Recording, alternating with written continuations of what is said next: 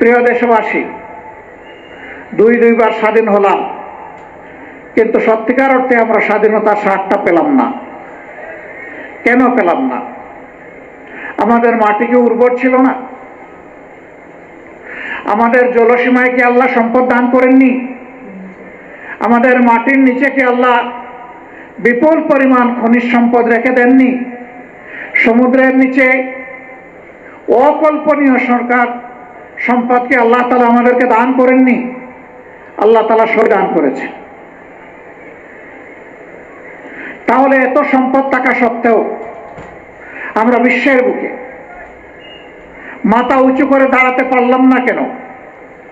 সকল দলই যখন ক্ষমতার বাইরে থাকে তখন কেন এই কথা বলে যে আমরা জনগণ স্বাধীনতার সুফল ভোগ করতে পারিনি? অর্থাৎ ক্ষমতার বাইরে যখন একটা দল থাকে, সেই দলও কোনো দল এই বাংলাদেশ শাসন করেছে। একতার মাধ্যমে তারা স্বীকার করে নিয়েছে তারাও জনগণকে স্বাধীনতার সুফল এনে দিতে পারে নাই।